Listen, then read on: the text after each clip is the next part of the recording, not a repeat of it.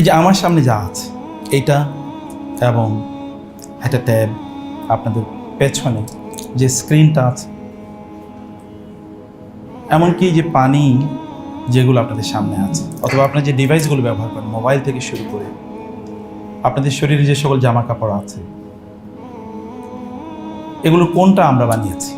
একটা নাম বলতে পারবেন? মুসলমানরা বানিয়েছে, এটা কোনটা? এটা কি আমরা বানিয়ে কোন, এটার নাম কি? কোন কোম্পানি বানিয়েছে এটা? আমি পেছনের কথা বলছি না, বর্তমান। আমি যে চশমাটা বানিয়েছি এটা কি মুসলমানরা বানিয়েছে এখন? হ্যাঁ, এমনকি যে পানিটা খাই, এই যে পানির যে এই যে ইয়েগুলো, মানে বোতলগুলো, এই বোতলগুলো কিন্তু মুসলমানদের টেকনোলজি দিয়ে বানানো হয় না, নাকি বলেন? এই যে আপনারা বোনরা যে হিজাব, নিকাব, বোরকা পরে আছেন, ভাইয়েরা যে টুপি থেকে পর্যন্ত, আমি এবারও সৌদি আরবে গিয়ে দেখেছি টুপি কিনতে গেছি, all of this are made in China. বুঝতে পেরেছেন? আতর কিনতে গেছি, মেড ইন চায়না। জায়নামাজ কিনতে গেছি, মেড ইন চায়না। কেবলমাত্র খেজুরটা মেড ইন চায়না হতে পারে না, আদারওয়াইজ এটা হতে হতো। Everything is made in, Zamzam is not made in China, কিন্তু সব কিছু মেড ইন চায়না। এমনকি যে ফেব্রিক্স যেগুলো দিয়ে পাঞ্জাবি বানানো হয়, this are made in China, you know, imported from China. তাহলে বলতে হবে যে কোনটা আমাদের, আপনারা যে ফ্যাসিলিটি এখন অ্যাভেল করছেন, এনজয় করছেন, এগুলো কোনটা আমাদের বানানো?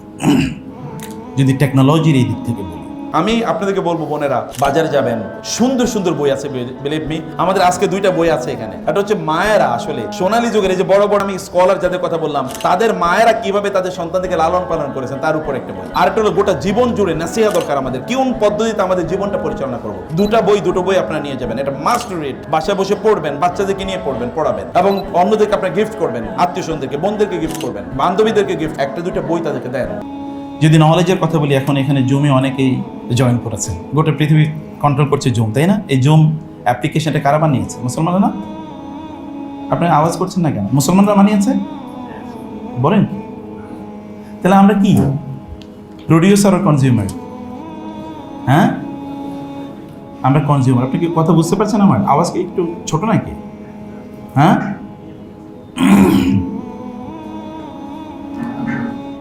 আচ্ছা, আমরা তো সবাই গত রাত জেগেছি, তাই না?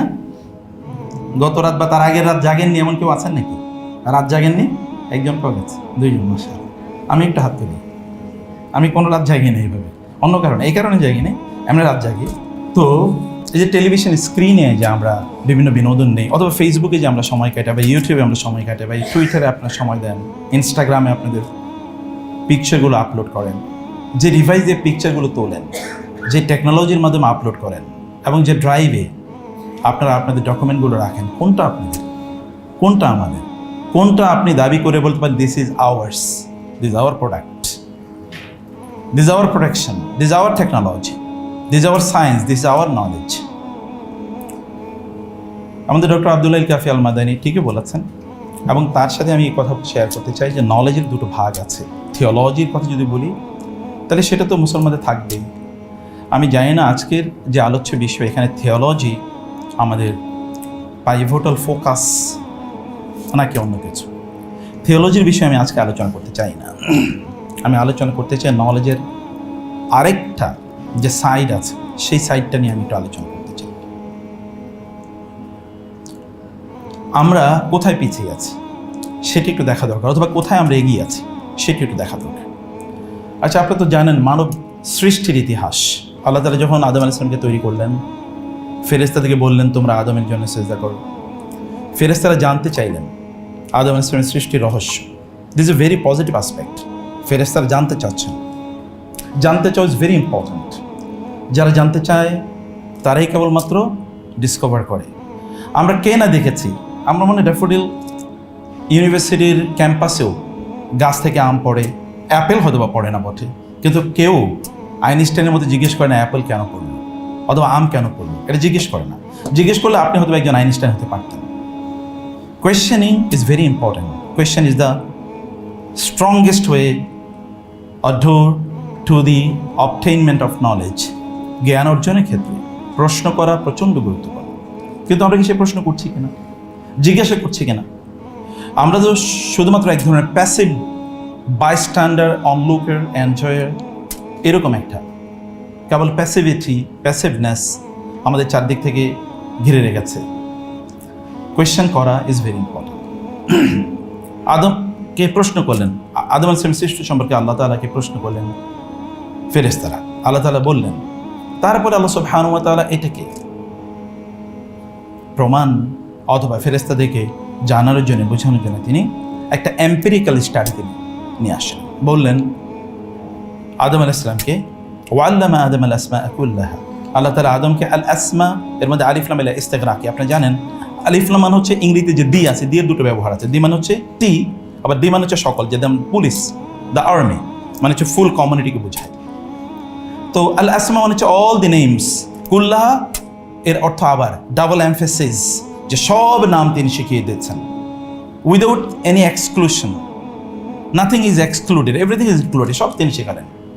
ফেরেশতাকে বললেন তোমরা বলো নামগুলো। তারা বললেন সুবহানাকা লা ইলমা লানা ইল্লা মা আল্লামতানা, আপনি যা জানিয়েছেন তার বাইরে তো আমাদের নলেজ নাই। আল্লাহ তাআলা আদমকে বললেন আম্বিহুম বিআসমাহিম, inform them of the names of all this things. আপনি জানেন নেম অ্যান্ড নমেনক্লেচার, নাম হচ্ছে সবচেয়ে গুরুত্বপূর্ণ, তাই না? আচ্ছা বলেন তো, কম্পিউটারের বিভিন্ন পার্টসের নাম আমাকে জিজ্ঞেস করলে আমি বলতে পারবো না, কারণ আমি ওটার এক্সপার্ট না। যিনি ওটার এক্সপার্ট তিনি নাম জানেন, নাকি আপনি কি বুঝতে পারছেন জিনিসটা? যিনি এক্সপার্ট তিনি তো নাম জানেন। আচ্ছা মোবাইল টেকনোলজি, আমি কি সব কিছুর নাম জানবো? আমি তো জানি, আমি টেকনোলজি সব কিছুর নাম জানি না। আমাকে যদি আপনি ইঞ্জিনিয়ারিংয়ের কথা বলেন, ইভেন আমি অনেক নাম বুঝবো না, এগুলো বলতে গিয়ে হয়তো আমার দাঁত ভেঙে যেতে পারে, অথবা আমি স্পেলিং হবে, কারণ আমি এটা বুঝবো না। কারণ নাম জানা ইজ ভেরি ইম্পর্টেন্ট, এটা হচ্ছে সবচেয়ে গুরুত্বপূর্ণ ডোর। এবং এই কারণে ইসলাম টার্মিনোলজি, মুস্তালাহাত, এগুলোকে অনেক মুস্তালাহাত দিয়েছে, গোটা আরবের চিত্র পরিবর্তন করে দিয়েছে মুস্তালাহাত দিয়ে। Terminology is very important. আল্লাহ বলে আমি তাকে টার্মিনোলজি শিখিয়েছি, এবং তিনি সব কিছু বলে দিলেন, সব কিছু জানিয়ে দিলেন। এরপর আল্লাহ বলেন আমি কি তোমাদেরকে বলিনি আলাম আকুল্লাকুম ইন্নী আলামু গায়বাস সামাওয়াতি ওয়াল আরদ, আমি কি তোমাদেরকে বলিনি আমি সব জানি, গায়েব এন্ড হাদির, সব আমি জানি। যে জাতির সৃষ্টি হয়েছে, যে মানব জাতি, এবং যে মানব জাতির যেই অংশটি আদম আলাইহিস সালামের ডাইরেক্ট অফস্প্রিং হিসেবে, অর্থাৎ spiritually, intellectually, ethically, morally, religiously তার সাথে ডাইরেক্টলি ইনহেরিটেড, কানেক্টেড বলে দাবি করে, তাদের নলেজের অবস্থা তো খারাপ হওয়ার কথা না। তার জন্য আমাদের আজকে নলেজ ক্রাইসিস নিয়ে আলোচনা করার কথা না, বরং আমাদেরকে নলেজ রিচনেস এটা নিয়ে আলোচনা করার কথা ছিল। নবী সাল্লাল্লাহু আলাইহি ওয়াসাল্লামের উপর প্রথম যে আয়াতগুলো নাজিল হয়েছে 5টি আয়াত, সেখানে তো নলেজের কথা বলছে, একরা একরা একরা পড়ো, পড়ো in the name of your creator, যিনি সৃষ্টি করেছেন তার নামে তোমরা পড়ো। কিন্তু পড়া তো আছে, 3বার আছে এখানে পড়ার কথা। এবং রাসূলুল্লাহ সাল্লাল্লাহু আলাইহি ওয়াসাল্লাম তো পড়াতেনি, ইয়াতলু আলাইহিম আয়াতিহি, তিনি তার আয়াতগুলো তেলাওয়াত করে শোনাবেন, এটাই তার কাজ ছিল, 1 নম্বর কাজ, মোস্ট প্রাইভেটাল ওয়ার্ক। আপনি জানেন মানব ইতিহাসে এই কথা আর কেউ বলেন নাই, তার আগেও না তার পরেও না, যে জ্ঞান অর্জন করা ফরজ। এটা তার আগেও কেউ বলেন নাই, তার পরে কেউ বলেন নাই, জ্ঞান অর্জন করা ফরজ। তিনি এই কথা বলেছেন। নলেজ বেসড কমিউনিটি শুধু তিনি তৈরি করেননি, মানব ইতিহাসে একমাত্র ঘটনা তিনি ঘটিয়েছেন, যুদ্ধবন্দীদেরকে নলেজ শেয়ারিং অথবা টিচিংয়ের বিনিময়ে মুক্তি দিয়েছেন। মনে আছে কোন যুদ্ধে এটা? হ্যাঁ, কোন যুদ্ধে বলেন তো? বদর যুদ্ধে না? 70 জন বন্দী হয়েছে, তার মধ্যে কাউকে অর্থনীতির মানে র্যানসমের বিরুদ্ধে বিনিময়ে কাউকে মুক্তি করে দেওয়া হয়েছে, এবং কাউকে বলে those who are not financially capable, তাদেরকে বলেছে, তাদের যেহেতু লিটারেসি ছিল, তোমরা 10 জন মুসলিম বালককে লিখতে এবং পড়তে শেখাবে, তাহলে তোমাদেরকে মুক্ত করে দেওয়া হবে। এটা ছিল তাদের মুক্তির মাধ্যম, বা এটা ছিল তাদের currency. Knowledge was a currency, and again this the first of its kind in the history of humanity.